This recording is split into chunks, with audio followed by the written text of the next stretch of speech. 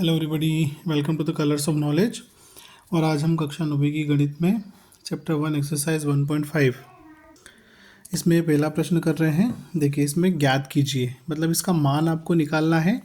पहले सवाल लिखा है 64 की घात 1/2। ठीक है, तो 64 की घात 1/2 निकालने के लिए हम क्या करेंगे, सबसे पहले 64 के अभाज्य गुणनखंड लिखेंगे।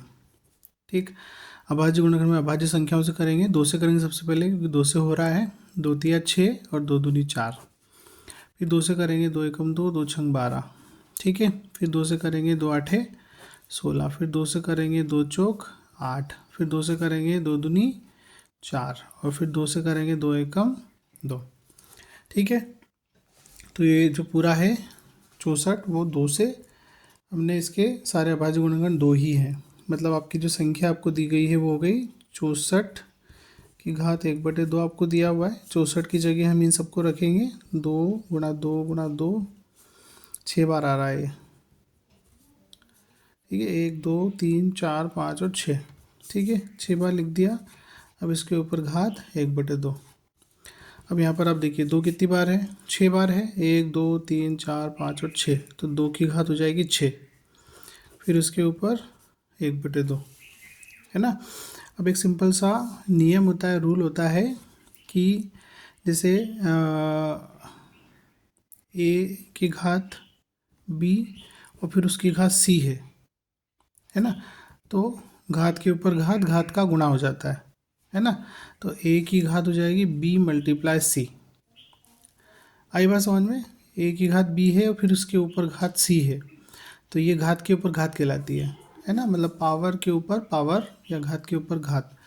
तो घात के ऊपर घात जब होती है, घातों का गुणा हो जाता है। तो यहाँ पर आपका 2 की घात 6 और 1/2 का गुणा हो जाएगा। अब 1/2 और 6 इसको हल करना है, तो 2 तिया 6 हो जाएगा ये। तो कितना मिलेगा, 2 की घात 3। ठीक है, 2 की घात 3 का मतलब 2 गुणा 2 गुणा 2, 2 दूनी 4, 4 दूनी 8। ठीक है, मतलब 64 की घात 1/2 जो होता है वो 8 होता है। ये पहला प्रश्न हो गया इसका। अब देखिए, इसी में इसका दूसरा जो प्रश्न है उसको करेंगे। दूसरा प्रश्न दिया है 32 की घात 1/5। ठीक है, तो 32 की घात 1/5 है। इसका मतलब 32 जो है उसके अभाज्य गुणनखंड करेंगे हम। 2 से करेंगे, 2 एकम 2, 2 छंग 12 हो जाएगा। 2 आठे 16 हो जाएगा। 2 चौक 8 हो जाएगा। फिर 2 दूनी 4 हो जाएगा और 2 एकम 2 हो जाएगा। ठीक है, मतलब 5 बार 2 मिला आपको। तो 32 को आप लिख सकते हो 2 गुणा 2 गुणा 2, 5 बार 2। और उसके ऊपर पावर क्या है, 1/5।